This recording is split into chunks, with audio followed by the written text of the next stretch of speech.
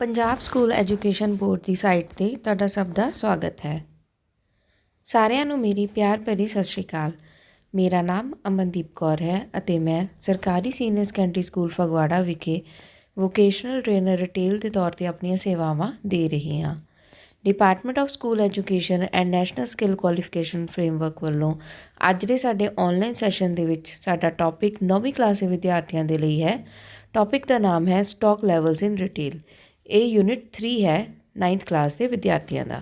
ਸੋ ਅੱਜ ਅਸੀਂ ਇਸ ਟੌਪਿਕ ਦੇ ਵਿੱਚ ਸਟਾਕ ਲੈਵਲ ਦੇ ਰਿਗਾਰਡਿੰਗ ਪੜ੍ਹਾਂਗੇ ਕਿ ਸਟਾਕ ਲੈਵਲ ਕੀ ਹੁੰਦਾ ਹੈ, ਉਸਨੂੰ ਕਿਵੇਂ ਮੇਨਟੇਨ ਕੀਤਾ ਜਾਂਦਾ ਹੈ, ਸਟੋਰੇਜ ਕਿਵੇਂ ਕੀਤੀ ਜਾਂਦੀ ਹੈ। ਸੋ ਇਹਨਾਂ ਸਾਰੀਆਂ ਚੀਜ਼ਾਂ ਬਾਰੇ ਆਪਾਂ ਜਾਣਕਾਰੀ ਪ੍ਰਾਪਤ ਕਰਾਂਗੇ। Unit 3 stock levels in storage. ਸਭ ਤੋਂ ਪਹਿਲੇ ਸੈਸ਼ਨ ਦੇ ਵਿੱਚ ਅਸੀਂ ਪੜ੍ਹਾਂਗੇ stock levels in retail stores. Session 2 ਦੇ ਵਿੱਚ documents required for stock handling. Third ਦੇ ਵਿੱਚ reporting storage space and fourth ਦੇ ਵਿੱਚ ਅਸੀਂ ਪੜ੍ਹਾਂਗੇ ਹੈਂਡਲਿੰਗ ਇਕਵਿਪਮੈਂਟਸ ਦੇ ਬਾਰੇ। One of the challenges in business for a retailer is maintaining stock levels. ਕਹਿੰਦੇ ਕਿ ਸਭ ਤੋਂ ਵੱਡਾ ਚੈਲੰਜ ਜਾਂ ਇੱਕ ਮੇਨ ਚੈਲੰਜ ਇੱਕ ਰਿਟੇਲਰ ਦੇ ਲਈ ਇਹ ਹੁੰਦਾ ਹੈ ਕਿ ਉਹਨੇ ਆਪਣੇ ਸਟਾਕ ਦੇ ਲੈਵਲ ਨੂੰ ਮੇਨਟੇਨ ਕਰਨਾ। ਕਿ ਸਟਾਕ ਦਾ ਮਤਲਬ ਹੁੰਦਾ ਹੈ ਕਿ ਸਾਡੇ ਕੋਲ ਕਿੰਨਾ ਸਮਾਨ ਵਿਕਰੀਯੋਗ ਪਿਆ ਹੈ। ਸੋ ਵਿਕਰੀਯੋਗ ਸਮਾਨ ਨੂੰ ਮੇਨਟੇਨ ਕਰਕੇ ਰੱਖਣਾ ਇੱਕ ਬਹੁਤ ਵੱਡਾ ਚੈਲੰਜ ਹੁੰਦਾ ਹੈ। Stock level means the level of stock required for an efficient and effective control of goods to avoid over and understocking of goods। ਕਹਿੰਦੇ ਸਟਾਕ ਲੈਵਲ ਦਾ ਮਤਲਬ ਇਹ ਹੁੰਦਾ ਹੈ ਕਿ ਇੱਦਾਂ ਦਾ ਮਾਪਦੰਡ ਰੱਖਣਾ, ਇਹ ਸਟਾਕ ਇਸ ਮਾਤਰਾ ਦੇ ਵਿੱਚ ਰੱਖਣਾ ਕਿ ਜਿਹੜਾ ਐਫੀਸ਼ੀਐਂਟਲੀ ਔਰ ਇਫੈਕਟਿਵਲੀ ਤੁਸੀਂ ਗੁੱਡਸ ਨੂੰ ਕੰਟਰੋਲ ਕਰ ਸਕੋ, ਉਹਨਾਂ ਦਾ ਗੁੱਡਸ ਨੂੰ ਸਾਂਭ ਸੰਭਾਲ ਕਰ ਸਕੋ ਔਰ ਇਸ ਚੀਜ਼ ਨੂੰ ਅਵੋਇਡ ਕਰ ਸਕੋ ਕਿ ਇੱਦਾਂ ਨਾ ਹੋਵੇ ਕਿ ਤੁਹਾਡੀ ਸਟਾਕਿੰਗ ਓਵਰ ਸਟਾਕਿੰਗ ਹੋ ਜਾਵੇ, ਕਿ ਤੁਹਾਡੇ ਕੋਲ ਸਮਾਨ ਜ਼ਰੂਰਤ ਤੋਂ ਜ਼ਿਆਦਾ ਹੈ ਜਾਂ ਰਿਕੁਆਇਰਮੈਂਟ ਤੋਂ ਜ਼ਿਆਦਾ ਹੈ ਤੁਹਾਡੇ ਕਸਟਮਰ ਬੇਸ ਤੋਂ, ਉਹ ਵੀ ਤੁਹਾਡੇ ਲਈ ਮਾੜਾ ਹੈ। ਅਗਰ ਘੱਟ ਹੋਏਗਾ ਦੈਨ ਆਲਸੋ ਕਿ ਤੁਹਾਡਾ ਜਿਹੜਾ ਕਸਟਮਰ ਹੈ ਉਹ ਤੁਹਾਡੇ ਤੋਂ ਡਿਸਅਪੁਆਇੰਟ ਹੋ ਕੇ ਜਾ ਰਿਹਾ ਕਿ ਤੁਹਾਡੇ ਕੋਲ ਉਹਦੇ ਲਈ ਪਰਟੀਕੂਲਰ ਚੀਜ਼ ਨਹੀਂ ਹੈ। ਸੋ ਆਪਣੇ ਸਟਾਕ ਨੂੰ ਓਵਰ ਸਟਾਕ ਔਰ ਅੰਡਰ ਸਟਾਕ ਹੋਣ ਤੋਂ ਬਚਾਉਣਾ ਵੀ ਰਿਟੇਲਰ ਦੇ ਹੱਥ ਵਿੱਚ ਹੁੰਦਾ ਹੈ। The need of inventory control is to maintain the stock of goods as low as possible but at the same time make them available as and when required। ਕਹਿੰਦੇ ਕਿ ਇਨਵੈਂਟਰੀ ਕੰਟਰੋਲ ਦਾ ਜ਼ਰੂਰਤ ਜਾਂ ਉਹਦੀ ਨੀਡ ਕਿਉਂ ਹੈ, ਉਹ ਇਸ ਚੀਜ਼ ਲਈ ਹੈ, ਇਹ ਮੇਨਟੇਨ ਕਰਨਾ ਕਿ ਜਿਹੜਾ ਸਾਡਾ ਸਟਾਕ ਹੈ ਸਾਡੇ ਕੋਲ ਘੱਟ ਤੋਂ ਘੱਟ ਓਨਾ ਹੋਵੇ ਕਿ ਜਿੰਨਾ ਸਾਡਾ ਰਿਕੁਆਇਰਡ ਹੈ ਔਰ ਐਟ ਦਾ ਸੇਮ ਟਾਈਮ ਇੰਨਾ ਘੱਟ ਵੀ ਨਹੀਂ ਹੋਣਾ ਚਾਹੀਦਾ ਕਿ ਜਦੋਂ ਸਾਨੂੰ ਚਾਹੀਦਾ ਉਦੋਂ ਸਾਡੇ ਕੋਲ ਨਾ ਹੋਵੇ। ਸੋ ਸਾਡੀ ਰਿਕੁਆਇਰਮੈਂਟ ਦੇ ਹਿਸਾਬ ਨਾਲ ਜਿਹੜਾ ਸਾਡਾ ਸਟਾਕ ਹੈ ਹਮੇਸ਼ਾ ਸਾਡੇ ਕੋਲ ਅਵੇਲੇਬਲ ਹੋਣਾ ਚਾਹੀਦਾ ਇੱਕ ਰਿਟੇਲਰ ਕੋਲ, ਤਾਂ ਹੀ ਉਹ ਆਪਣੇ ਕਸਟਮਰ ਨੂੰ ਉਹ ਵਾਲੀਆਂ ਗੁੱਡਸ ਪ੍ਰੋਵਾਈਡ ਕਰਕੇ ਸੈਟਿਸਫਾਈ ਕਰ ਸਕਦਾ ਹੈ। ਸੈਸ਼ਨ 1 ਦੇ ਵਿੱਚ ਅਸੀਂ ਪੜ੍ਹਾਂਗੇ stock levels in retail store, ਕਿ ਰਿਟੇਲ ਸਟੋਰਸ ਦੇ ਵਿੱਚ ਸਟਾਕ ਦਾ ਕੀ ਲੈਵਲ ਹੈ, ਉਹਦੀ ਕੀ ਮਾਤਰਾ ਹੁੰਦੀ ਹੈ। Meaning of stock level: everything which is used to make products, provide services and to run business is part of stock। ਕਹਿੰਦੇ ਕਿ ਹਰ ਇੱਕ ਚੀਜ਼ ਜਿਹੜੀ ਕਿ ਇੱਕ ਬਿਜ਼ਨਸ ਨੂੰ ਰਨ ਕਰਨ ਦੇ ਲਈ, ਚਾਹੇ ਉਹ ਪ੍ਰੋਡਕਟ ਹੋਵੇ, ਚਾਹੇ ਕੋਈ ਸਰਵਿਸ ਹੋਵੇ, ਜਾਂ ਜਿਹੜੀ ਵੀ ਚੀਜ਼ ਇੱਕ ਬਿਜ਼ਨਸ ਨੂੰ ਰਨ ਕਰਨ ਦੇ ਲਈ ਯੂਜ਼ ਕੀਤੀ ਜਾਂਦੀ ਹੈ ਉਹ ਸਟਾਕ ਦਾ ਇੱਕ ਪਾਰਟ ਹੁੰਦਾ ਹੈ। Stock level is the different levels of stock required for effective control of materials at a retail store. ਕਹਿੰਦੇ ਸਟਾਕ ਲੈਵਲ ਦਾ ਮਤਲਬ ਹੈ ਕਿ ਡਿਫਰੈਂਟ ਲੈਵਲਸ ਆਫ ਸਟਾਕ, ਕਿ ਵੱਖ-ਵੱਖ ਮਾਤਰਾ ਦੇ ਵਿੱਚ ਸਟਾਕ ਜਿਹੜਾ ਰਿਕੁਆਇਰਡ ਹੁੰਦਾ ਹੈ ਇੱਕ ਰਿਟੇਲ ਸਟੋਰ ਦੇ ਵਿੱਚ ਇਫੈਕਟਿਵਲੀ ਕੰਮ ਕਰਨ ਦੇ ਲਈ ਜਾਂ ਇੱਕ ਇਫੈਕਟਿਵਲੀ ਮਟੀਰੀਅਲ ਨੂੰ ਕੰਟਰੋਲ ਕਰਨ ਦੇ ਲਈ।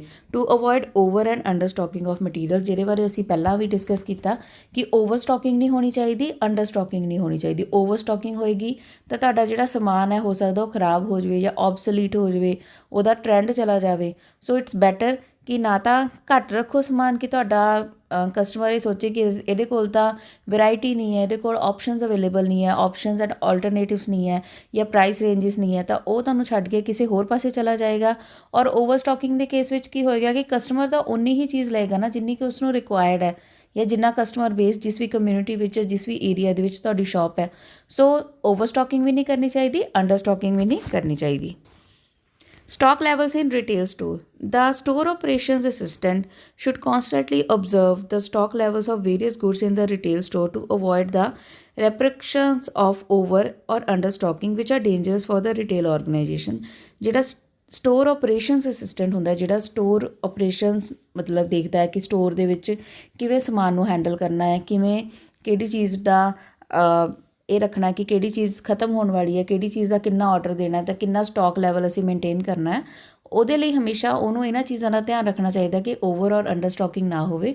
ਅਦਰਵਾਈਜ਼ ਜਿਹੜਾ ਸਾਡੇ ਰਿਟੇਲ ਬਿਜ਼ਨਸ ਦੇ ਲਈ ਇਹ ਵਾਲੀ ਚੀਜ਼ ਡੇਂਜਰਸ ਹੋ ਸਕਦੀ ਹੈ। Under stocking may lead to dissatisfaction of customers owing to non supply of goods on time. ਕਹਿੰਦੇ ਜਿਹੜੀ ਅੰਡਰ ਸਟਾਕਿੰਗ ਹੈ ਕਸਟਮਰ ਦੀ ਡਿਸਸੈਟਿਸਫੈਕਸ਼ਨ ਹੋਏਗੀ ਬਿਕੋਜ਼ ਉਹਨਾਂ ਨੂੰ ਔਨ ਟਾਈਮ ਪ੍ਰੋਡਕਟ ਨਹੀਂ ਮਿਲੇਗਾ।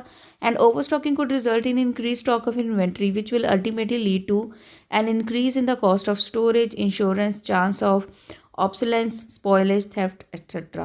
कहते अगर ओवर स्टॉकिंग होएगी उदों ये हो सकता है कि मतलब ਉਹਦਾ ਕੀ ਸਾਨੂੰ ਨੁਕਸਾਨ ਹੋ ਸਕਦਾ ਹੈ ਕਿ ਉਹਦੇ ਨਾਲ ਸਾਨੂੰ ਇਨਵੈਂਟਰੀ ਕੰਟਰੋਲ ਕਰਨ ਦੇ ਲਈ ਜ਼ਿਆਦਾ ਖਰਚਾ ਹੋਏਗਾ, ਕੋਸਟ ਵਧੇਗੀ। ਇੰਸ਼ੋਰੈਂਸ ਕੋਈ ਵੀ ਚੀਜ਼ ਹੈ ਅਸੀਂ ਅਗਰ ਉਹਨੂੰ ਸਟੋਰ ਕਰਕੇ ਰੱਖ ਰਹੇ ਹਾਂ ਦੈਨ ਉਹ ਇੰਸ਼ੋਰਡ ਵੀ ਹੋਣੀ ਚਾਹੀਦੀ ਹੈ, ਸੋ ਸਾਡਾ ਖਰਚਾ ਵਧੇਗਾ। ਉਹ ਆਬਸੋਲੀਟ ਹੋਣ ਦੇ ਚਾਂਸ, ਚੀਜ਼ ਦੇ ਖਰਾਬ ਹੋਣ ਦੇ ਜਾਂ ਆਊਟ ਆਫ ਫੈਸ਼ਨ ਹੋਣ ਦੇ ਚਾਂਸਿਸ ਹੁੰਦੇ ਆ। ਸਪੋਇਲ ਜਾਂ ਚੋਰੀ ਦਾ ਵੀ ਖਤਰਾ ਹੁੰਦਾ ਹੈ। ਸੋ ਸਟਾਕ ਲੈਵਲ ਇਨਵੈਂਟਰੀ ਨੂੰ ਹਮੇਸ਼ਾ ਕੰਟਰੋਲ ਕਰਕੇ ਰੱਖਣਾ ਪੈਂਦਾ ਹੈ ਸਾਨੂੰ। Types of stock level. Stock level 4 ਤਰ੍ਹਾਂ ਦਾ ਹੁੰਦਾ ਹੈ। Minimum stock level, maximum stock level, reorder level and danger level. Minimum stock level ਦਾ ਮਤਲਬ ਹੁੰਦਾ ਹੈ ਕਿ ਇੱਕ ਮਿਨੀਮਮ ਸਾਡੇ ਕੋਲ ਇੰਨਾ ਰਿਕੁਆਇਰਡ ਸਟਾਕ ਆਲਵੇਜ਼ ਹੋਣਾ ਚਾਹੀਦਾ ਹੈ, ਸਾਡੇ ਕੋਲ ਬੈਕਅਪ ਆਲਵੇਜ਼ ਇੰਨਾ ਹੋਣਾ ਚਾਹੀਦਾ ਹੈ ਕਿ ਸਾਡਾ ਕਿੰਨਾ ਕਸਟਮਰ ਬੇਸ ਹੈ, ਸਾਡੇ ਕੋਲ ਡੇਲੀ ਵਾਕ-ਇਨ ਕਿੰਨੀ ਹੈ। ਸੋ ਉਸ ਟਰੈਂਡ ਨੂੰ ਤੁਸੀਂ ਖੁਦ ਐਨਾਲਾਈਜ਼ ਕਰਨਾ ਹੈ। ਤੁਸੀਂ ਦੇਖਣਾ ਕਿ ਤੁਹਾਡਾ ਕਸਟਮਰ ਕਿਹੜੀ ਚੀਜ਼ ਵੱਲ ਜ਼ਿਆਦਾ ਧਿਆਨ ਦਿੰਦਾ, ਕਿਹੜੀ ਚੀਜ਼ ਦੀ ਜ਼ਿਆਦਾ ਪਰਚੇਜ਼ ਕਰਦਾ ਹੈ। ਸੋ ਉਸ ਚੀਜ਼ ਦੀ ਤੁਸੀਂ ਇੱਕ ਮਿਨੀਮਮ ਸਟਾਕਿੰਗ ਆਲਵੇਜ਼ ਕਰਕੇ ਰੱਖਣੀ ਹੈ ਤਾਂ ਕਿ ਜਦੋਂ ਵੀ ਤੁਹਾਡਾ ਕਸਟਮਰ ਆਵੇ ਉਹ ਖਾਲੀ ਹੱਥ ਨਾ ਜਾਵੇ ਤੁਹਾਡੀ ਸ਼ਾਪ ਤੋਂ। ਕਿਉਂਕਿ ਵੰਸ ਇੱਕ ਕਸਟਮਰ ਤੁਹਾਡੀ ਸ਼ਾਪ ਤੋਂ ਡਿਸਸੈਟਿਸਫਾਈਡ ਹੋ ਕੇ ਜਾਂ ਬਿਨਾਂ ਕਿਸੇ ਚੀਜ਼ ਤੋਂ ਚਲਾ ਜਾਵੇ ਦੈਨ ਉਹ ਹੋਰ ਸ਼ਾਪਸ ਦੇ ਵੱਲ ਆਪਣਾ ਰੁਖ ਮੋੜ ਲੈਂਦਾ ਹੈ। ਸੋ ਬੈਟਰ ਆ ਕਿ ਆਪਣੇ ਕੋਲ ਹਮੇਸ਼ਾ ਮਿਨੀਮਮ ਸਟਾਕ ਲੈਵਲ ਮੇਨਟੇਨ ਕਰਕੇ ਰੱਖਣਾ।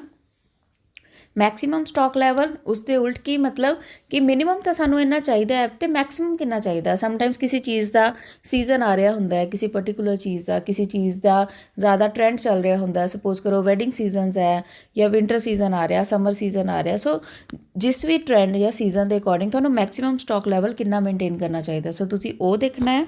ਦੈਨ ਆਉਂਦਾ ਰੀਆਰਡਰ ਲੈਵਲ। ਫਿਰ ਤੁਸੀਂ ਸਟਾਕ ਲੈਵਲ ਦੇ ਵਿੱਚ ਇਸ ਚੀਜ਼ ਦਾ ਧਿਆਨ ਰੱਖਣਾ ਹੈ ਕਿ ਅਸੀਂ ਰੀਆਰਡਰ ਕਦੋਂ ਕਰਨਾ ਹੈ। ਯੂ ਨੀਡ ਟੂ ਨੋ ਕਿ ਕਦੋਂ ਸਾਡਾ ਸਟਾਕ ਇੱਦਾਂ ਦੇ ਲੈਵਲ 'ਤੇ ਪਹੁੰਚ ਗਿਆ ਹੈ ਕਿ ਜਿੱਥੇ ਕਿ ਸਾਡੀ ਮਿਨੀਮਮ ਰਿਕੁਆਇਰਡ ਲੈਵਲ ਵੀ ਘੱਟ ਚੁੱਕੀ ਹੈ। So then in that case ਤੁਸੀਂ ਉੱਥੇ ਰੀਆਰਡਰ ਸਟਾਕ ਲੈਵਲ 'ਤੇ ਪਹੁੰਚ ਚੁੱਕੇ ਆ ਕਿ ਤੁਹਾਨੂੰ ਉੱਥੇ ਹੁਣ ਆਪਣੇ ਸੁਪਰਵਾਈਜ਼ਰ ਜਿਹੜਾ ਵੀ ਸਟੋਰ ਆਪਰੇਸ਼ਨ ਅਸਿਸਟੈਂਟ ਹੈ ਉਹਨੂੰ ਇਹਨਾਂ ਚੀਜ਼ਾਂ ਦਾ ਧਿਆਨ ਰੱਖਣਾ ਹੁੰਦਾ ਹੈ ਕਿ ਉਹਨੇ ਇਹਨੂੰ ਦੁਬਾਰਾ ਕਦੋਂ ਤੋਂ ਰੀਆਰਡਰ ਕਰਨਾ ਹੈ। ਦੈਨ ਆਉਂਦਾ danger level. Danger level means ਕਿ ਤੁਹਾਡੇ ਕੋਲ ਸਟਾਕ ਦੀ ਕਮੀ ਹੋ ਰਹੀ ਹੈ ਜਾਂ ਤੁਹਾਡਾ ਸਟਾਕ ਖਰਾਬ ਹੋ ਰਿਹਾ, ਓਵਰ ਸਟਾਕਿੰਗ ਹੋ ਰਹੀ ਹੈ ਜਾਂ ਘੱਟ ਰਿਹਾ। ਸੋ ਡੇਂਜਰ ਲੈਵਲ ਨੂੰ ਮੀਟ ਕਰਨਾ ਕਿ ਹਾਂ ਤੁਹਾਡਾ ਕਦੀ ਵੀ ਸਟਾਕ ਖਰਾਬ ਨਾ ਹੋਵੇ। ਕਿਉਂਕਿ ਅਗਰ ਤੁਹਾਡਾ ਸਟਾਕ ਘੱਟ ਰਿਹਾ ਜਾਂ ਖਰਾਬ ਹੋ ਰਿਹਾ ਹੈ ਉਸ ਕੇਸ ਦੇ ਵਿੱਚ ਤੁਹਾਡਾ ਐਜ਼ ਅ ਆਰਗੇਨਾਈਜੇਸ਼ਨ ਜਾਂ ਐਜ਼ ਅ ਰਿਟੇਲਰ ਤੁਸੀਂ ਉਸਨੂੰ ਆਪਣਾ ਇੱਕ ਡਿਸਐਡਵਾਂਟੇਜ ਮੰਨ ਕੇ ਚੱਲਾਂਗੇ। ਸੋ ਸਾਨੂੰ ਹਮੇਸ਼ਾ ਆਪਣੇ ਸਟਾਕ ਲੈਵਲ ਨੂੰ ਮੇਨਟੇਨ ਕਰਕੇ ਰੱਖਣਾ ਚਾਹੀਦਾ ਹੈ। How to check stock levels. ਅਸੀਂ ਆਪਣੇ ਸਟਾਕ ਲੈਵਲ ਨੂੰ ਕਿਵੇਂ ਚੈੱਕ ਕਰ ਸਕਦੇ ਹਾਂ। Any business that holds a stock of items for sale, whether for general public or other businesses, keeps an accurate record of all the items in hand. ਕਹਿੰਦੇ ਕੋਈ ਵੀ business organisation ਹੈ ਜਿਹੜੀ ਕਿ ਚਾਹੇ ਸੇਲ ਪਰਪਸ ਦੇ ਲਈ ਕਰ ਰਹੀ ਹੈ, ਜਨਰਲ ਪਬਲਿਕ ਦੇ ਲਈ ਜਾਂ ਹੋਰ ਬਿਜ਼ਨਸ ਦੇ ਲਈ ਸੇਲ ਕਰ ਰਹੀ ਹੈ। ਜਿੱਦਾਂ ਅਸੀਂ ਪੜ੍ਹਿਆ ਸੀ ਕਿ ਜਿਹੜਾ ਇੱਕ ਗਾਹਕ ਔਰ ਖਪਤਕਾਰ ਹੁੰਦਾ ਹੈ ਕਿ ਜਿਹੜਾ ਗਾਹਕ ਹੈ ਉਹ ਆਪਣੀ ਚੀਜ਼ ਨੂੰ ਅੱਗੇ ਮੁੜ ਵਰਤੋਂ ਦੇ ਲਈ ਵੀ ਖਰੀਦ ਸਕਦਾ ਹੈ, ਪਰ ਜਿਹੜਾ ਖਪਤਕਾਰ ਹੁੰਦਾ ਹੈ ਉਹ ਕੰਜ਼ਿਊਮ ਕਰਦਾ ਨਿੱਜੀ ਔਰ ਗੈਰ ਕਾਰੋਬਾਰੀ ਯੂਜ਼ ਦੇ ਲਈ। ਸੋ ਜਿਹੜਾ ਇੱਕ ਬਿਜ਼ਨਸ ਹੈ ਉਹ ਕਿਸੇ ਵੀ ਪਰਪਸ ਲਈ ਕਿਸੇ ਨੂੰ ਵੀ ਹੋਰ ਬਿਜ਼ਨਸ ਨੂੰ ਸੇਲ ਕਰ ਰਿਹਾ ਪ੍ਰੋਡਕਟ ਜਾਂ ਉਹ ਇੱਕ ਖਪਤਕਾਰ ਨੂੰ ਸੇਲ ਕਰ ਰਿਹਾ। ਸੋ ਉਹਨੂੰ ਆਪਣੇ ਜੋ ਵੀ ਉਹਦੇ ਆਈਟਮਸ ਇਨ ਹੈਂਡ, ਜੋ ਵੀ ਉਹਦੀਆਂ ਆਈਟਮਸ ਇਨ ਹੈਂਡ ਉਹਦੇ ਸਟੋਰ ਦੇ ਵਿੱਚ ਹੈਗੇ ਉਹਨੂੰ ਉਹਨਾਂ ਸਾਰਿਆਂ ਦਾ ਰਿਕਾਰਡ ਰੱਖਣਾ ਚਾਹੀਦਾ ਹੈ ਤਾਂ ਹੀ ਉਹ ਆਪਣੇ ਸਟਾਕ ਲੈਵਲਸ ਨੂੰ ਮੇਨਟੇਨ ਕਰ ਸਕੇਗਾ। Need for managing stock level in retail. ਸਾਨੂੰ ਕਿਉਂ ਜ਼ਰੂਰਤ ਪੈਂਦੀ ਹੈ ਸਟਾਕ ਲੈਵਲਸ ਨੂੰ ਮੇਨਟੇਨ ਕਰਨ ਦੀ ਰਿਟੇਲ ਬਿਜ਼ਨਸ ਦੇ ਵਿੱਚ। The need for maintaining stock levels in retail arise on account of the following reason. ਹੇਠ ਲਿਖੇ ਕਾਰਨਾਂ ਕਰਕੇ ਸਾਨੂੰ ਸਟਾਕ ਲੈਵਲ ਮੇਨਟੇਨ ਕਰਨ ਦੀ ਲੋੜ ਪੈਂਦੀ ਹੈ। It helps in managing the current stock levels, ordered items and products as well as ones already solved.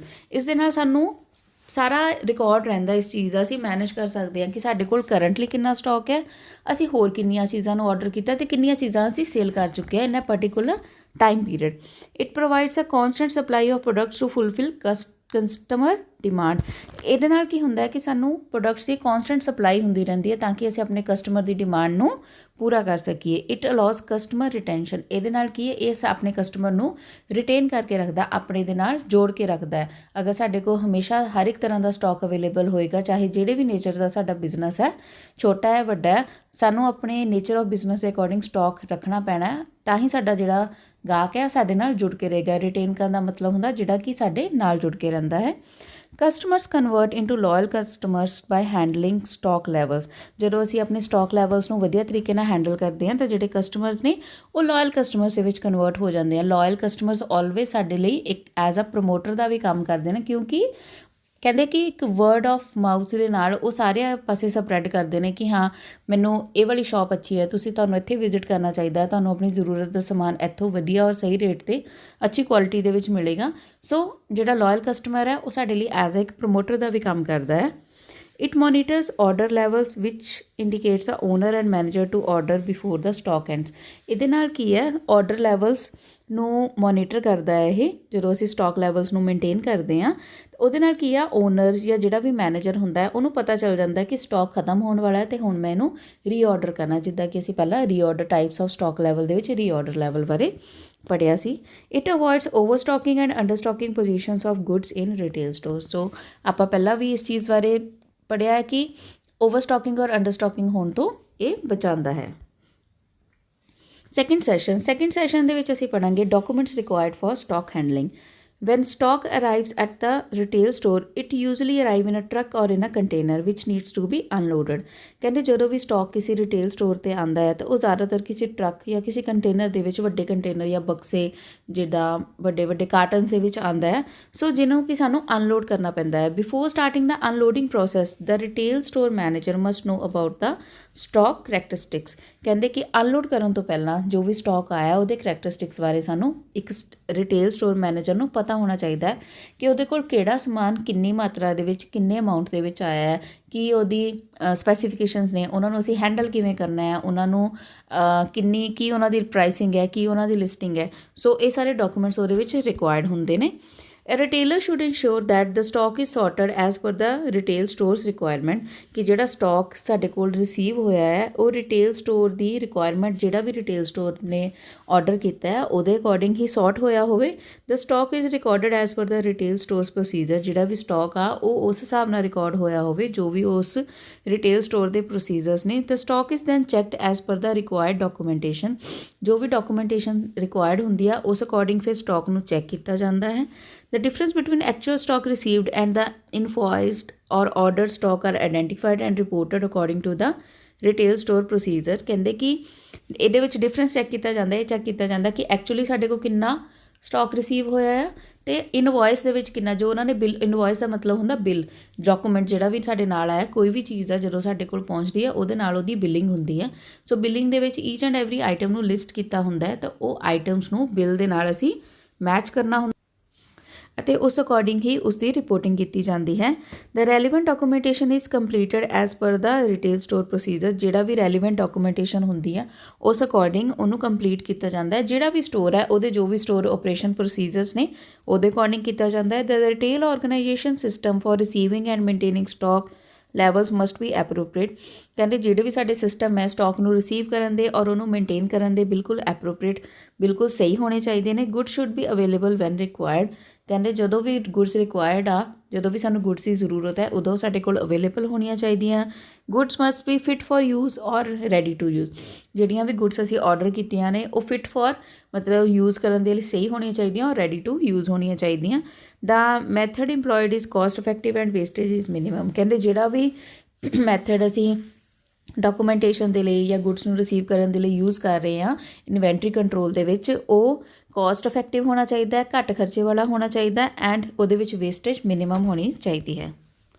The following documents are usually prepared while stock handling. Stock handling ਵੇਲੇ ਹੇਠ ਲਿਖੇ ਜਿਹੜੇ documents ਹੈ ਉਹਨਾਂ ਨੂੰ ਯੂਜ਼ਲੀ ਪ੍ਰੀਪੇਅਰ ਕੀਤਾ ਜਾਂਦਾ ਹੈ। ਸਭ ਤੋਂ ਪਹਿਲਾਂ ਹੈ ਡਿਲੀਵਰੀ ਨੋਟ। ਡਿਲੀਵਰੀ ਨੋਟ ਇੱਕ ਤਰ੍ਹਾਂ ਦਾ ਇੱਕ ਪ੍ਰਿੰਟਡ ਫਾਰਮ ਦੇ ਵਿੱਚ ਇੱਕ ਹੁੰਦਾ ਹੈ, ਇਨਫੋਰਮੇਸ਼ਨ ਉਹਦੇ ਵਿੱਚ ਦਿੱਤੀ ਹੁੰਦੀ ਹੈ। ਉਹਦੇ ਵਿੱਚ ਜਿਹੜਾ ਸੈਲਰ ਹੈ, ਸੈਲਰ ਦੀ ਇਨਫੋਰਮੇਸ਼ਨ ਹੁੰਦੀ ਹੈ, ਕੌਂਟੈਕਟ ਡਿਟੇਲਸ ਔਰ ਨੇਮ ਦਿੱਤਾ ਹੁੰਦਾ customer the, date of issue, date of delivery, ਇਹ ਸਾਰੀਆਂ ਚੀਜ਼ਾਂ ਡਿਲੀਵਰੀ ਨੋਟ ਦੇ ਵਿੱਚ ਮੈਂਸ਼ਨ ਕੀਤੀਆਂ ਜਾਂਦੀਆਂ ਤਾਂ ਕਿ ਜਿਹੜਾ ਵੀ ਸੈਲਰ ਔਰ ਜਿਹੜਾ ਰਿਸੀਵਰ ਹੈ ਉਹਦੇ ਵਿੱਚ ਕੋਈ ਵੀ ਮਿਸਕਮਿਊਨੀਕੇਸ਼ਨ ਨਾ ਹੋਵੇ, ਔਰ ਜੋ ਵੀ ਉਹਦੇ ਵਿੱਚ ਅਮਾਊਂਟ ਮੈਂਸ਼ਨ ਹੁੰਦਾ ਹੈ ਕਿ ਕਿੰਨੀ ਚੀਜ਼ ਦਾ ਕਿੰਨਾ ਅਮਾਊਂਟ ਹੈ ਔਰ ਉਹਦਾ ਕਿੰਨਾ ਬਿੱਲ ਬਣਦਾ ਹੈ, ਠੀਕ ਹੈ। ਦੈਨ ਉਸ ਤੋਂ ਬਾਅਦ ਆਉਂਦੀ ਹੈ ਇਨਵੋਇਸ। ਇਨਵੋਇਸ ਵੀ ਇੱਕ ਤਰ੍ਹਾਂ ਦਾ ਬਿੱਲ ਹੁੰਦਾ ਹੈ। ਬਿੱਲ ਦੇ ਵਿੱਚ ਅਸੀਂ ਸਾਰੀਆਂ ਪ੍ਰੋਪਰ ਦੇ ਵਿੱਚ ਇਨਫੋਰਮੇਸ਼ਨ ਲਿਖੀ ਹੁੰਦੀ ਹੈ, ਸੈਲਰ ਦੇ ਵੱਲੋਂ ਹਰ ਇੱਕ ਚੀਜ਼ ਦਾ ਪ੍ਰੋਪਰ ਰੇਟ ਲਗਾਇਆ ਹੁੰਦਾ ਹੈ, ਹਰ ਇੱਕ ਚੀਜ਼ ਦੀ ਪ੍ਰੋਪਰ ਕੁਆਂਟੀਟੀ ਲਿਖੀ ਹੁੰਦੀ ਹੈ, ਔਰ ਐਂਡ ਦੇ ਵਿੱਚ ਉਹਦਾ ਗ੍ਰੈਂਡ ਟੋਟਲ ਕਰਕੇ ਉਹਦੇ ਵਿੱਚ ਸਾਰੇ ਟੈਕਸਿਸ ਇਨਕਲੂਡ ਕਰਕੇ ਇੱਕ ਟੋਟਲ ਬਿੱਲ ਉਹਨੂੰ ਬਣਾਇਆ ਜਾਂਦਾ ਹੈ। ਇਨਵੋਇਸ ਨੂੰ ਅਸੀਂ ਇੱਕ ਤਰ੍ਹਾਂ ਦਾ ਬਿੱਲ ਹੀ ਮੰਨ ਕੇ ਚੱਲਦੇ ਹਾਂ ਕਿ ਜਦੋਂ ਅਸੀਂ ਪ੍ਰੋਡਕਟ ਰਿਸੀਵ ਕਰਦੇ ਹਾਂ ਉਹਦੇ ਨਾਲ ਇੱਕ ਬਿੱਲ ਰਿਸੀਵ ਕਰਦੇ ਹਾਂ। ਦੈਨ ਉਸ ਤੋਂ ਬਾਅਦ ਆਉਂਦਾ ਹੈ ਕੰਸਾਈਨਮੈਂਟ ਨੋਟ। ਕੰਸਾਈਨਮੈਂਟ ਨੋਟ ਇੱਕ ਤਰ੍ਹਾਂ ਦਾ ਨੋਟ ਹੁੰਦਾ ਹੈ ਜਦੋਂ ਕਿ ਸਾਡੇ ਕੋਲ ਇੱਕ ਕੰਸਾਈਨਮੈਂਟ ਰਿਸੀਵ ਹੁੰਦੀ ਹੈ, ਉਹਦੇ ਵਿੱਚ ਲਿਖਿਆ ਹੁੰਦਾ ਹੈ ਕਿ ਕੰਸਾਈਨਮੈਂਟ ਕਿਸ ਦਿਨ ਦਾ ਕੰਸਾਈਨਮੈਂਟ ਹੈ, ਡੇਟ ਮੈਂਸ਼ਨ ਕੀਤੀ ਜਾਂਦੀ ਹੈ, ਕਿਹੜੀ ਜਗ੍ਹਾ 'ਤੇ ਇਹ ਕੰਸਾਈਨਮੈਂਟ ਬਣਿਆ ਸੀ ਔਰ ਕਿਹੜੀ ਜਗ੍ਹਾ 'ਤੇ ਰਿਸੀਵ ਹੋਣਾ ਹੈ, name and address of sender and carrier, ਜਿਹੜੇ ਮੀਡੀਆ ਦੇ ਥਰੂ ਜਿਹੜੇ ਮੋਡ ਦੇ ਥਰੂ ਉਹ ਆ ਰਿਹਾ, ਚਾਹੇ ਬਾਏ ਰੋਡ ਆ ਰਿਹਾ ਹੈ, ਅਗਰ ਕਿਸੇ ਟਰੱਕ ਦੇ ਥਰੂ ਆ ਰਿਹਾ, ਜਿਸ ਵੀ ਕੈਰੀਅਰ ਦੇ ਥਰੂ ਆ ਰਿਹਾ ਉਹਦੀ ਪੂਰੀ ਇਨਫੋਰਮੇਸ਼ਨ ਦਿੱਤੀ ਹੁੰਦੀ ਹੈ। ਔਰ ਉਸ ਤੋਂ ਇਲਾਵਾ ਜਿਹੜੀ ਪਲੇਸ 'ਤੇ ਉਹਦੀ ਡਿਲੀਵਰੀ ਕਰਨੀ ਹੁੰਦੀ ਹੈ ਉਹ ਦਿੱਤਾ ਹੁੰਦਾ ਹੈ। ਮੈਥਡ ਆਫ ਪੈਕੇਜਿੰਗ ਵੀ ਉਹਦੇ ਵਿੱਚ ਮੈਂਸ਼ਨ ਕੀਤੇ ਹੁੰਦੇ ਹਨ, ਔਰ ਕੌਸ਼ਨਸ ਵੀ ਦਿੱਤੀਆਂ ਹੁੰਦੀਆਂ ਨੇ ਕਿ ਅਗਰ ਸਪੋਜ਼ ਕਰੋ ਕੋਈ ਚੀਜ਼ ਹੈ ਜਿਹੜੀ ਕਿ ਡੈਲੀਕੇਟ ਹੈ ਜਾਂ ਟੁੱਟਣ ਵਾਲੀ ਚੀਜ਼ ਹੈ, ਉਹਦੇ ਬਾਕਸਿਸ ਦੇ ਉੱਪਰ ਪ੍ਰੋਪਰ ਉਹਦੀਆਂ ਕੌਸ਼ਨਸ ਦਿੱਤੀਆਂ ਹੁੰਦੀਆਂ ਨੇ ਤਾਂ ਕਿ ਉਹਨੂੰ ਹੈਂਡਲ, ਜਿੱਦਾਂ ਤੁਸੀਂ ਸੁਣਿਆ ਹੋਣਾ ਕਿ ਹੈਂਡਲ ਵਿਦ ਕੇਅਰ ਲਿਖਿਆ ਹੁੰਦਾ ਹੈ ਜਾਂ ਦੇਖਿਆ ਵੀ ਹੋਏਗਾ, ਸੋ ਉਹਨਾਂ ਦੀ ਪ੍ਰੋਪਰ ਹੈਂਡਲਿੰਗ ਹੋ ਸਕੇ। So that is consignment note. ਉਸ ਤੋਂ ਬਾਅਦ ਆਉਂਦਾ ਹੈ internal packing note. Internal packing note ਦੇ ਵਿੱਚ ਮੈਂਸ਼ਨ ਕੀਤਾ ਹੁੰਦਾ ਹੈ ਕਿ ਆਰਡਰ ਕਿਸ ਦਿਨ ਦਿੱਤਾ ਗਿਆ ਸੀਗਾ, ਕਦੋਂ ਇਹਦੀ ਸ਼ਿਪਮੈਂਟ ਹੋਈ ਆ, ਕਿਹੜੇ ਕਿਹੜੇ ਮੀਡੀਆ ਦੇ ਥਰੂ ਇਹ ਆ ਰਿਹਾ ਆ, ਅਗਰ ਕੋਈ ਕਿਸੇ ਜਿੱਦਾਂ ਕਿ ਬਲੂ ਡਾਟ ਹੋ ਗਏ, ਔਨ ਡਾਟ ਕੁਰੀਅਰ ਏਜੰਸੀਜ਼ ਆ, ਅਗਰ ਕਿਸੇ ਕੁਰੀਅਰ ਦੇ ਥਰੂ ਆ ਰਿਹਾ ਤਾਂ ਉਹਨਾਂ ਦਾ ਪ੍ਰੋਪਰ ਟਰੈਕਿੰਗ ਸਿਸਟਮ ਦਿੱਤਾ ਹੁੰਦਾ ਹੈ, ਔਰ ਉਹਦੇ ਵਿੱਚ ਵੀ ਅਮਾਊਂਟ ਔਰ ਆਈਟਮਸ, ਉਹਨਾਂ ਦੇ ਪ੍ਰਾਈਸਿਸ ਔਰ ਲਿਸਟਿੰਗ ਉਹਦੇ ਵਿੱਚ ਵੀ ਮੈਂਸ਼ਨ ਹੁੰਦੀ ਹੈ। ਦੈਨ ਉਸ ਤੋਂ ਬਾਅਦ ਆਉਂਦਾ ਹੈ electronic data system. Electronic data system ਦੇ ਵਿੱਚ ਹਰ ਇੱਕ ਚੀਜ਼ ਨੂੰ ਇੱਕ ਡੇਟਾਬੇਸ ਦੇ ਵਿੱਚ ਐਂਟਰ ਕੀਤਾ ਹੁੰਦਾ ਹੈ। ਕੋਈ ਵੀ ਅਸੀਂ ਆਰਡਰ ਦਿੱਤਾ ਹੈ, ਜੋ ਵੀ ਉਹਦੀ ਕੰਸਾਈਨਮੈਂਟ ਹੈ, ਉਹਦੀ ਈਚ ਐਂਡ ਐਵਰੀ ਚੀਜ਼ ਨੂੰ ਰਿਕਾਰਡ ਕਰਕੇ ਉਹਨੂੰ ਸੈਂਡ ਕੀਤਾ, ਇੱਕ ਸਿਸਟਮ ਦੇ ਥਰੂ ਸੈਂਡ ਕੀਤਾ ਜਾਂਦਾ ਹੈ ਤਾਂ ਕਿ ਉਹਦਾ ਹਮੇਸ਼ਾ ਇੱਕ ਰਿਕਾਰਡ ਆਲਵੇਜ਼ ਮੇਨਟੇਨ ਰਹਿ ਜਾਵੇ ਸੈਂਡਰ ਔਰ ਰਿਸੀਵਰ ਦੋਨਾਂ ਕੋਲ। ਸੋ ਇਹ ਸਾਰੀਆਂ ਡਾਕੂਮੈਂਟੇਸ਼ਨਸ ਨੇ ਜਿਹੜੀਆਂ ਕਿ ਇਹਦੇ ਵਿੱਚ ਰਿਕੁਆਇਰਡ ਹੁੰਦੀਆਂ ਨੇ। Procedure for checking stock level. ਕਿਹੜੇ ਪ੍ਰੋਸੀਜਰ ਨਾਲ ਅਸੀਂ ਸਟਾਕ ਲੈਵਲਸ ਨੂੰ ਚੈੱਕ ਕਰ ਸਕਦੇ ਹਾਂ। In the process of checking stock levels of different products in a retail store, if any variations or problems are identified, store operation assistant must be reported to the competent authority। ਕਹਿੰਦੇ ਜਦੋਂ ਵੀ stock level ਨੂੰ check ਕੀਤਾ ਜਾਂਦਾ ਹੈ ਕਿ ਕਿੰਨਾ stock ਆਇਆ ਸੀ, ਕਿੰਨਾ ਸੇਲ ਹੋ ਗਿਆ ਹੈ, ਹੁਣ ਸਾਡੇ ਕੋਲ ਕਿੰਨਾ ਬਚਦਾ ਹੈ, ਸਾਨੂੰ ਰੀਆਰਡਰ ਕਦੋਂ ਕਰਨਾ ਹੈ, ਜਦੋਂ ਇਹਨਾਂ ਸਾਰੀਆਂ ਚੀਜ਼ਾਂ ਨੂੰ ਅਸੀਂ ਚੈੱਕ ਕਰਦੇ ਹਾਂ ਤਾਂ ਅਗਰ ਕਿਸੇ ਵੀ ਚੀਜ਼ 'ਚ ਕੋਈ ਵੀ ਡਿਫਰੈਂਸ ਆਉਂਦਾ ਹੈ ਕਿ ਸਪੋਜ਼ ਕਰੋ ਓਪਨਿੰਗ ਬੈਲੈਂਸ ਦਾ ਕਲੋਜ਼ਿੰਗ ਬੈਲੈਂਸ ਦੇ ਨਾਲ ਅਗਰ ਕੋਈ ਮਿਸਮੈਚ ਆਉਂਦਾ ਹੈ ਸੇਲਸ ਨੂੰ ਘੱਟ ਕਰਕੇ, ਦੈਨ ਉਸ ਕੇਸ ਦੇ ਵਿੱਚ ਸਾਨੂੰ ਜਿਹੜਾ ਸਟੋਰ ਆਪਰੇਸ਼ਨਸ ਅਸਿਸਟੈਂਟ ਹੈ ਉਹਨੂੰ ਕੰਪੀਟੈਂਟ ਅਥਾਰਟੀ ਨੂੰ ਰਿਪੋਰਟ ਕਰਨਾ ਚਾਹੀਦਾ ਹੈ, ਆਪਣੀ ਹਾਇਰ ਅਥਾਰਟੀ ਨੂੰ ਰਿਪੋਰਟ ਕਰਨਾ ਚਾਹੀਦਾ, ਤਾਂ ਹੀ ਉਹ ਇਸ ਪ੍ਰੋਬਲਮ ਨੂੰ ਸੋਲਵ ਕਰ ਸਕਦੇ ਹਨ। ਕਿਉਂਕਿ ਅਗਰ ਸਟਾਕ ਲੈਵਲ ਦੇ ਵਿੱਚ ਕੋਈ ਗੜਬੜ ਹੈ ਦੈਨ ਇਟ ਮੀਨਸ ਕਿ ਜਾਂ ਤਾਂ ਸਟਾਕ ਖਰਾਬ ਹੋ ਰਿਹਾ ਹੈ ਜਾਂ ਕਿਸ ਤਰ੍ਹਾਂ ਥੈਫਟ ਹੋ ਰਹੀ ਹੈ, ਸਪੋਇਲੇਜ ਹੋ ਰਹੀ ਹੈ। ਸੋ ਇਹਨਾਂ ਚੀਜ਼ਾਂ ਦਾ ਧਿਆਨ ਰੱਖਣ ਦੇ ਲਈ ਜਿਹੜੇ ਹਾਇਰ ਅਥਾਰਟੀਜ਼ ਆ ਉਹਨਾਂ ਨੂੰ ਇਸ ਚੀਜ਼ ਦੀ ਇਨਫੋਰਮੇਸ਼ਨ ਹੋਣੀ ਚਾਹੀਦੀ ਹੈ। The various remedies which are available to rectify the deviation in the supplies are as follows. ਕਹਿੰਦੇ ਕਿ ਬਹੁਤ ਸਾਰੀਆਂ ਰੈਮੀਡੀਜ਼ ਜਿਹੜੀਆਂ ਕਿ ਅਸੀਂ ਯੂਜ਼ ਕਰ ਸਕਦੇ ਹਾਂ ਡੇਵੀਏਸ਼ਨ ਇਨ ਸਪਲਾਈਜ਼, ਕਿ ਜਦੋਂ ਸਪਲਾਈਜ਼ ਦੇ ਵਿੱਚ ਕੋਈ ਵੀ ਕਮੀ ਨਾ ਆਵੇ ਜਾਂ ਉਹਦੇ ਵਿੱਚ ਕੋਈ ਖਰਾਬੀ ਨਾ ਹੋਵੇ, ਉਹ ਹੇਠ ਲਿਖੀਆਂ ਹਨ। ਰਿਪਲੇਸਮੈਂਟ, ਚੀਜ਼ ਦੀ ਆਪਾਂ ਰਿਪਲੇਸਮੈਂਟ ਕਰ ਸਕਦੇ ਹਾਂ, ਕ੍ਰੈਡਿਟ ਕਰ ਸਕਦੇ ਹਾਂ, disposal, then selling off as seconds, repair and charging to supplier, return to supplier। ਸੋ ਇਹਨਾਂ ਸਾਰੇ ਮੈਥਡਸ ਦੇ ਨਾਲ ਅਸੀਂ ਇਸ ਚੀਜ਼ ਨੂੰ ਕਰ ਸਕਦੇ ਹਾਂ, ਆਪਣੇ ਸਟਾਕ ਲੈਵਲਸ ਨੂੰ ਚੈੱਕ ਕਰ ਸਕਦੇ ਹਾਂ। ਇਹ ਇੱਕ ਚੈੱਕ ਕਰਨ ਦਾ ਪ੍ਰੋਸੀਜਰ ਹੈ। ਦੈਨ ਸੈਸ਼ਨ 3 ਦੇ ਵਿੱਚ ਅਸੀਂ ਪੜ੍ਹਾਂਗੇ reporting storage space. Reporting storage space ਦਾ ਮਤਲਬ ਹੁੰਦਾ ਹੈ ਕਿ ਜਿਹੜੀ ਵੀ ਸਾਡੀ ਰਿਟੇਲ ਸਟੋਰ ਹੈ ਉਹਦੇ ਵਿੱਚ ਜੋ ਵੀ ਸਪੇਸ ਹੈ ਉਹਨੂੰ ਅਸੀਂ ਕਿੱਦਾਂ ਯੂਜ਼ ਕਰਨਾ ਹੈ। ਸੋ ਸਭ ਤੋਂ ਪਹਿਲਾਂ ਅਸੀਂ ਗੱਲ ਕਰਦੇ ਹਾਂ ਕੰਸੈਪਟਸ ਆਫ ਫਲੋਰ ਪਲਾਨ। ਸਾਡਾ ਫਲੋਰ ਦਾ ਕੀ ਪਲਾਨ ਹੋਣਾ ਚਾਹੀਦਾ ਹੈ। ਕਿ ਫਲੋਰ ਪਲਾਨ ਦਾ ਮਤਲਬ ਹੁੰਦਾ ਹੈ ਕਿ ਕਿਵੇਂ ਕਿਵੇਂ ਸਾਡਾ ਜਿਹੜੀ ਹਰ ਇੱਕ ਚੀਜ਼ ਹੈ ਅਸੀਂ ਉਹਨੂੰ ਯੂਜ਼ ਕਰਨਾ ਹੈ, ਅਸੀਂ ਉਹਨੂੰ ਕਸਟਮਰ ਦੇ ਲਈ ਡਿਸਪਲੇ ਕਰਨ ਦੇ ਲਈ ਕਿਹੜਾ ਹਿੱਸਾ ਯੂਜ਼ ਕਰਨਾ ਹੈ, ਕਿਵੇਂ ਯੂਜ਼ ਕਰਨਾ ਹੈ, ਔਰ ਖੁਦ ਜਿਹੜਾ ਬੈਕ ਐਂਡ 'ਤੇ ਬੈਕ ਆਫਿਸ ਨੂੰ ਕਿਵੇਂ ਯੂਜ਼ ਕਰਨਾ ਹੈ, ਤਾਂ ਕਿ ਜਿਹੜਾ ਸਾਡਾ ਓਵਰ ਮੀਨਸ ਕਿ ਜੋ ਅਸੀਂ ਆਪਣੇ ਗਾਹਕ ਦੇ ਲਈ ਇੱਕ ਮਿਨੀਮਮ ਸਟਾਕ ਲੈਵਲ ਰੱਖਿਆ ਹੋਇਆ ਆ, ਉਹਨੂੰ ਅਸੀਂ ਕਿੱਥੇ ਸਟੋਰ ਕਰਨਾ ਹੈ। Maintaining the floor plan is one of the duties of a store operation assistant. The floor plan indicates the place where goods or products and customer service are put together and also indicate the movement space for the customer. ਕਹਿੰਦੇ ਕਿ ਜਿਹੜਾ floor plan ਨੂੰ maintain ਕਰਨਾ store operation assistant ਦਾ ਕੰਮ ਹੁੰਦਾ ਹੈ। ਉਹਨੇ ਇਸ ਪਲਾਨ ਦੇ ਵਿੱਚ ਇਹ ਦੇਖਿਆ ਜਾਂਦਾ ਹੈ ਕਿ ਕਿਹੜੀ ਜਗ੍ਹਾ ਗੁੱਡਸ ਔਰ ਪ੍ਰੋਡਕਟਸ ਨੂੰ ਪਲੇਸ ਕਰਨ ਦੇ ਲਈ ਹੁੰਦੀ ਹੈ, ਜਿੱਥੇ ਕਿ ਅਸੀਂ ਕਸਟਮਰ ਸਰਵਿਸ ਵੀ ਦਿੰਦੇ ਹਾਂ ਔਰ ਕਸਟਮਰ ਦੀ ਪ੍ਰੋਪਰ ਮੂਵਮੈਂਟ ਵੀ ਹੁੰਦੀ ਹੈ। ਉਸ ਜਗ੍ਹਾ ਦੇ ਵਿੱਚ ਅਸੀਂ ਕਸਟਮਰ ਦੇ ਮੂਵ ਕਰਨ ਦੇ ਲਈ ਵੀ ਅਸੀਂ ਪ੍ਰੋਪਰ ਜਗ੍ਹਾ ਛੱਡਦੇ ਹਾਂ, ਚੀਜ਼ਾਂ ਨੂੰ ਡਿਸਪਲੇ ਵੀ ਕਰਦੇ ਹਾਂ ਔਰ ਕਸਟਮਰ ਦੀ ਮੂਵਮੈਂਟ ਦੀ ਜਗ੍ਹਾ ਵੀ ਛੱਡਦੇ ਹਾਂ ਉਹਦੇ ਵਿੱਚ। ਦੈਨ ਆਉਂਦੀ ਹੈ ਐਲੋਕੇਟਿੰਗ ਸਪੇਸ, ਕਿ ਅਸੀਂ ਸਪੇਸ ਨੂੰ ਕਿਵੇਂ ਐਲੋਕੇਟ ਕਰਨਾ ਹੈ, ਕਿੱਦਾਂ ਕਿਸੇ ਜਗ੍ਹਾ 'ਤੇ ਕਿਸੇ ਜਗ੍ਹਾ ਨੂੰ ਐਲੋਕੇਟ ਕਰਨਾ ਕਿ ਹਾਂ ਇੱਥੇ ਆਹ ਵਾਲੀ ਚੀਜ਼ ਹੋਏਗੀ, ਇੱਥੇ ਇਹ ਵਾਲਾ ਪ੍ਰੋਡਕਟ ਰੱਖਿਆ ਜਾਏਗਾ, ਇੱਥੇ ਇੱਦਾਂ ਦਾ ਲੇਆਊਟ ਹੋਏਗਾ। ਸੋ ਇਹ ਹੁੰਦਾ ਆ ਇਹਦੇ ਵਿੱਚ allocating space means allocating a particular place for keeping a specific type of merchandise and facilitating a customer and increasing the sales by satisfying the customer. ਕਹਿੰਦੇ ਕਿ ਐਲੋਕੇਟਿੰਗ ਸਪੇਸ ਦਾ ਮਤਲਬ ਹੁੰਦਾ ਹੈ ਕਿ ਤੁਸੀਂ ਇਹ ਦੇਖਣਾ ਕਿ ਕਿਹੜੀ ਤਰ੍ਹਾਂ ਦੀ ਮਰਚੈਂਡਾਈਜ਼, ਕਿਹੜੇ ਤਰ੍ਹਾਂ ਦਾ ਪ੍ਰੋਡਕਟ ਕਿਹੜੀ ਜਗ੍ਹਾ 'ਤੇ ਰੱਖਿਆ ਹੋਏਗਾ, ਜਿਹਦੇ ਨਾਲ ਕਿ ਸਾਡੇ ਕਸਟਮਰ ਨੂੰ ਫੈਸਿਲਿਟੀ ਹੋਵੇ ਉਸ ਚੀਜ਼ ਤੱਕ ਪਹੁੰਚਣ ਦੇ ਲਈ ਔਰ ਸਾਡੀਆਂ ਸੇਲਸ ਇਨਕਰੀਜ਼ ਹੋਣ ਔਰ ਅਲਟੀਮੇਟਲੀ ਸੇਲਸ ਇਨਕਰੀਜ਼ ਹੋ ਗਏ। ਇਟ ਮੀਨਸ ਕਿ ਜਿਹੜਾ ਸਾਡਾ ਕਸਟਮਰ ਹੈ ਉਹ ਸਾਡੇ ਤੋਂ ਸੈਟਿਸਫਾਈ ਹੈ। And to give customer a positive purchase experience, ਜਦੋਂ ਸਾਡਾ ਕਸਟਮਰ ਸਾਡੀ ਸ਼ਾਪ 'ਤੇ ਆ ਕੇ ਉਹਨੂੰ ਮੂਵਮੈਂਟ ਮਿਲਦੀ ਆ, ਉਹਨੂੰ ਚੀਜ਼ਾਂ ਆਪਣੇ ਸਾਹਮਣੇ ਮਿਲਦੀਆਂ ਵਿਦ ਪ੍ਰਾਈਸ ਟੈਗਸ ਔਰ ਸਹੀ ਤਰੀਕੇ ਦੇ ਨਾਲ ਡਿਸਪਲੇ ਕੀਤੀਆਂ ਹੋਈਆਂ, ਕਸਟਮਰ ਸੈਟਿਸਫਾਈ ਹੁੰਦਾ ਹੈ, ਸਾਡੀ ਸੇਲ ਵੀ ਇਨਕਰੀਜ਼ ਹੁੰਦੀ ਹੈ ਔਰ ਇਹਦੇ ਨਾਲ ਕੀ ਹੈ ਕਿ ਜਿਹੜਾ ਕਸਟਮਰ ਦਾ ਓਵਰਆਲ ਜਿਹੜਾ ਸ਼ਾਪਿੰਗ ਐਕਸਪੀਰੀਅੰਸ ਹੈ ਬਹੁਤ ਹੀ ਜ਼ਿਆਦਾ ਪੀਸਫੁਲ ਔਰ ਪੋਜ਼ੀਟਿਵ ਹੁੰਦਾ ਹੈ। ਟਾਈਪਸ ਆਫ ਸਪੇਸਿਸ ਨੀਡਡ, ਕਿੱਦਾਂ ਦੀਆਂ ਸਪੇਸਿਸ ਸਾਨੂੰ ਇੱਕ ਰਿਟੇਲ ਸਟੋਰ ਦੇ ਵਿੱਚ ਚਾਹੀਦੀਆਂ ਹੁੰਦੀਆਂ ਹਨ। Shoppers are familiar with the sales floor but this is not only an element in the retail store with which the planner must be content. ਕਹਿੰਦੇ ਕਿ ਸ਼ੋਪਰਸ ਹੁੰਦੇ ਨੇ ਉਹ ਫੈਮੀਲੀਅਰ ਹੁੰਦੇ ਨੇ ਸੇਲਸ ਫਲੋਰ ਦੇ ਨਾਲ, ਬਟ ਜਿਹੜੇ ਜਿਹਨੇ ਵੀ ਉਹਨੂੰ ਪਲਾਨ ਕੀਤਾ ਹੁੰਦਾ ਹੈ ਕਿ ਫਲੋਰ ਕਿੱਦਾਂ ਦਾ ਹੋਣਾ ਚਾਹੀਦਾ ਹੈ, ਉਹ ਇਕੱਲੀ ਇਹ ਚੀਜ਼ ਨਹੀਂ ਦੇਖਦਾ ਕਿ ਸ਼ਾਪਿੰਗ ਕਿਵੇਂ ਦੀ ਹੋਵੇ, ਉਹ ਇਹ ਦੇਖਦਾ ਕਿ ਈਚ ਐਂਡ ਐਵਰੀ ਜਿਹੜੀ ਜਗ੍ਹਾ ਹੈ ਉਹ ਇੱਦਾਂ ਯੂਜ਼ ਹੋਵੇ ਕਿ ਜਿਹਨੂੰ ਕਿ ਅਸੀਂ ਹਰ ਇੱਕ ਚੀਜ਼ ਦੇ ਵਿੱਚ ਸਾਡਾ ਜਿਹੜੀ ਸਾਡੀ ਸਪੇਸ ਹੈ ਉਹ ਇੱਕ ਇਫੈਕਟਿਵਲੀ ਯੂਟੀਲਾਈਜ਼ ਹੋ ਸਕੇ, ਕੋਈ ਵੀ ਸਪੇਸ ਵੇਸਟ ਨਾ ਜਾਵੇ, ਕਿ ਅਸੀਂ ਹਰ ਇੱਕ ਸਪੇਸ ਨੂੰ ਕਿਸੇ ਨਾ ਕਿਸੇ ਕੰਮ ਦੇ ਲਈ ਅਸੀਂ ਯੂਜ਼ ਕਰ ਸਕੀਏ।